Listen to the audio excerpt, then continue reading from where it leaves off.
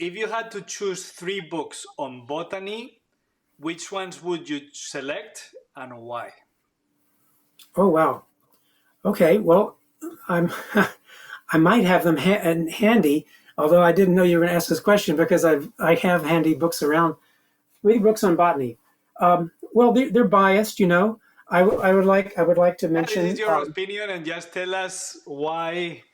Okay, this is my opinion because I'm a field botany guy. You know, I love to go out and collect plants, and so I'd highly recommend this book, Tropical Plant Collecting, by my former PhD advisor Scott Morai, who literally wrote the book on plant collecting. It's right here.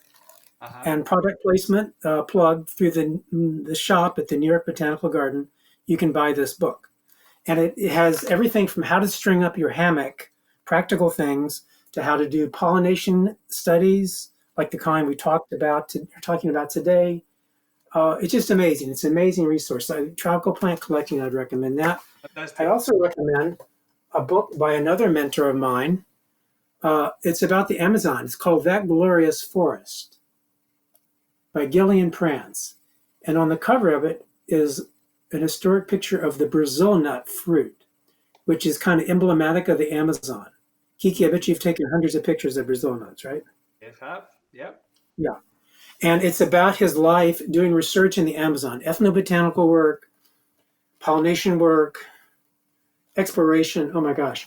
So he was the senior vice president at the New York Botanical Garden when I came as a graduate student in 1980 and went on to become director of the Royal Botanic Gardens Kew, which is not too shabby of a botanical garden either.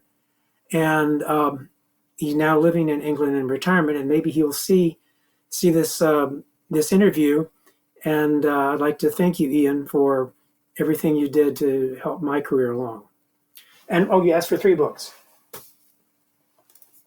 Not strictly botany, but very valuable. Half Earth by Edward O. Wilson, another one of my heroes. This is about Professor Wilson's proposal for how we get to where we need to go in solving the biodiversity and climate change crises, because he has a foundation and a website up about it. You can Google it and learn about the effort. It says it in the title. His basic thesis is we need to preserve half of the earth for the living things on the earth, including ourselves.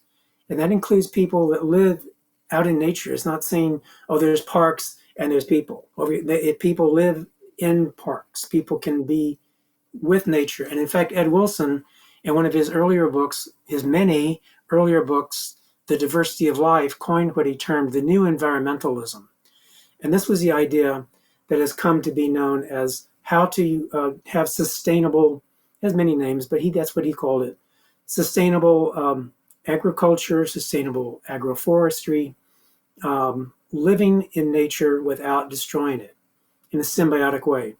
So Half Earth is about having respect for the place, restoring what has been degraded, protecting what is currently protected, and creating a balance, much like Barry Commoner was saying in The Closing Circle.